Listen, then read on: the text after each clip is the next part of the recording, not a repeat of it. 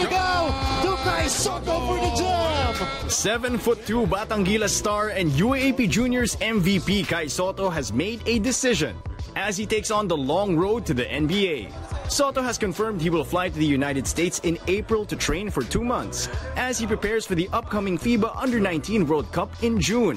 Meron pang 3 pa atang different na states sa US na pupuntahan namin para mag-train ako. Kumpiyansa pa ako dahil hindi ko na kailangan problemahin yung mga iba. Nandiyan yung dad ko para sa akin. Kaya yun, malaking bagay din naman kasama yung dad ko. Kai is set to part ways with the Ateneo Blue Eaglets as he prepares to head stateside where his agent is based. Soto has received offers from all over Europe, but since it is going to be a family decision, the Sotos are still weighing their options. Sa US, more of parang athleticism talaga eh. Hindi naman ganun yung laro ko eh. And gusto ko yung more of fundamentals and gusto ko lang talaga mag-improve and lumakas palalo. And sa tingin ko, mas maganda siguro yung Europe para sa akin. The son of former PBA player Irvin Soto turned heads in the UAAP, not only with his height, but with his ever-growing skill set. Parang malaking pamilya lang talaga yung Ateneo and para sa akin, dahil doon parang pinaramdam nila sa akin na parang home ko na yung Ateneo. Joining us today here on The Score is the young man of the moment, Kai Soto, and the original prodigy of Philippine basketball, si Daddy Irvin Soto. Hi guys, welcome back to The Score. Yes, Miko. Okay. Pasensya na kayo, medyo giniginaw ka. Kaya ito talaga yung ito ang sign para pagpunta mo ng Amerika. Masanay na. Kumain ka ng kumain ng In-N-Out o kaya Five Guys. Yan, lahat ng mga burger na pwede mo kayong kainin mo na. Okay. Now, Kai, I know sobrang excited ka ng umalis. Not naman to leave your friends here, but to pursue your dream. Bakit sobrang excited ka na?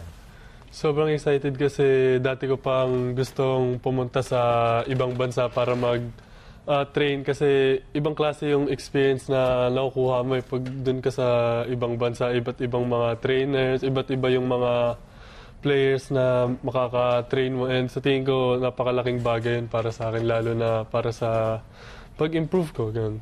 I think yung experience ni Kai outside of the country, naging factor yan, Irvin, no? In this decision to, go outside the country, outside the Philippines and pursue his dream. Di ba, meron siya isang experience outside the country na parang, ang sabi nyo, I think ito na yung sign na hinihintay natin. Nung naglaro siya sa under-16, mostly lahat ng ng Batangilas na nilaroon niya. So meron kaming mga goal na sineset namin ni Kai, para malaman namin kung hanggang saan siya. Which is nagre-respond naman siya. So okay naman. Ano ang parang pinaka-proof sa'yo, Irvin, na ang anak mo na si Kai is 100% ready to take this challenge, to leave the country and go, whether it's the United States or Europe? Yung dumating yung mga offers sa Europe, doon ako nag-isip talaga. Parang hindi biro to eh. Parang sayang yung opportunity kung hindi mo bibigyan ng pansin.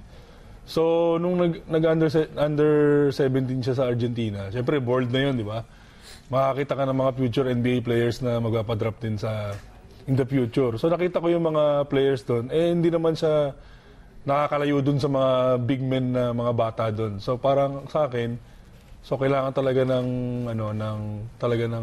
bigyan ng pansin siya and then ng training para ma-hit niya yung NBA dream niya. Kai, alam mo, for other people, medyo baka nahihiya sila sabihin na my dream is to play in the NBA. Siyempre, di ba, medyo medyo baka nahihiya ka or ayaw mo, sabihin mo lang, tingnan natin, saan tayo aabot. Pero ikaw, confident, very confident, sinasabi mo sa lahat. You're telling everybody, your friends, family, fans, nope, my dream is NBA, malinaw na malinaw. Bakit confident ka in sharing that dream with everybody? Kasi nung nag-start po ako na mag-basketball, parang yun talaga yung tumatak sa isip ko na kailangan ko mag-NBA. Gusto ko mag-NBA, kaya di ko naman nakikita yung reason na ba't ko ipahiya yun. Kasi alam ko naman na ginagawa ko naman yung best ko sa lahat ng practices and games ko na kaya di naman ako kailangan ikahiya yung dream ko na yun. Hindi ba kaya? Pero di ba yung iba minsan parang secret muna o ayaw mo na sabihin, baka mapahiya ka, ganyan. But ikaw, hindi.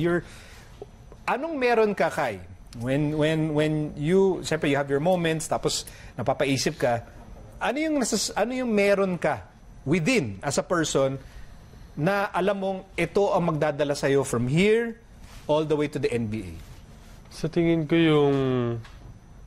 yung parang yung toughness ko or yung confidence ko na kasi kahit sino man na makatapat ko sa game, talagang iniisip ko talaga lagi na mas magaling ako dito, mas lamang ako dito, and madadala ko naman yun sa future pa na magiging training and mga games ko eh. Lalo na pag sa training na may times na siguro mahirapan talaga ako, and yun lang iisipin ko na gusto ko maging NBA player, ito yung kailangan kong pagdaanan kasi hindi ko makukuha yan ng madalian lang eh. Kaya kailangan talaga paghirapan. Yung itsura mo na parang boy next door, ano lang yan?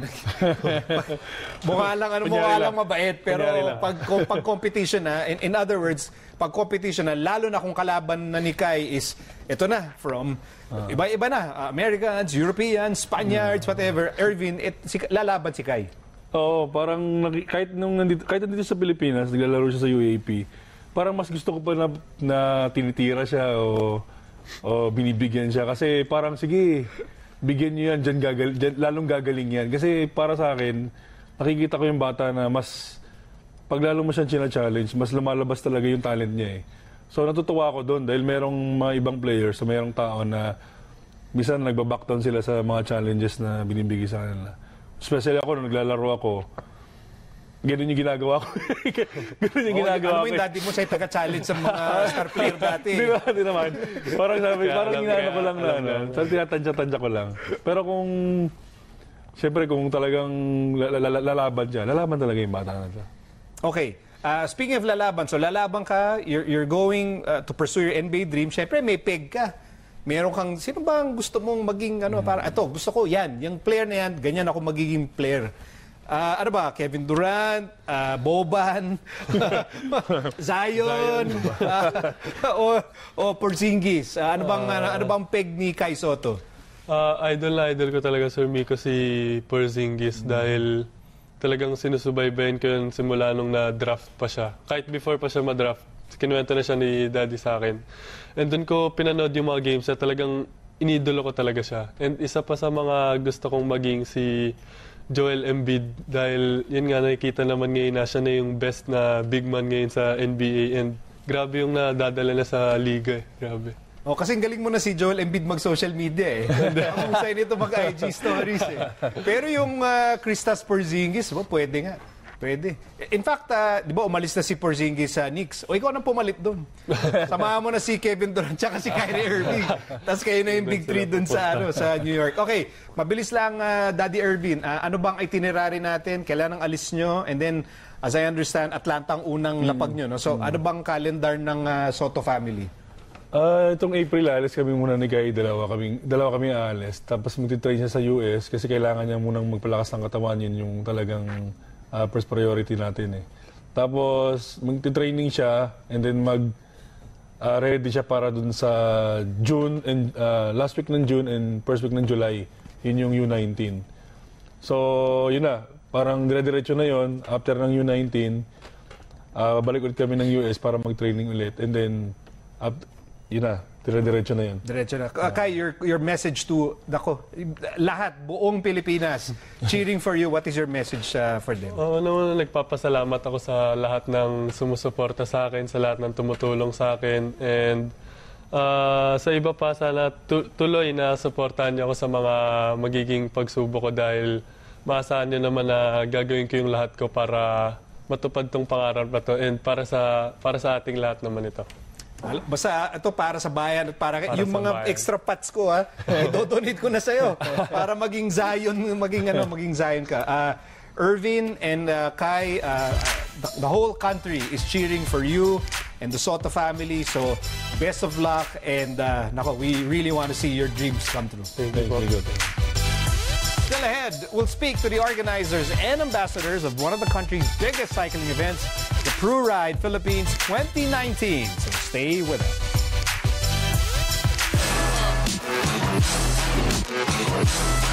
Thank you for watching The Score. Don't forget to subscribe to ABS-CBN Sports YouTube channel to be updated with the latest games.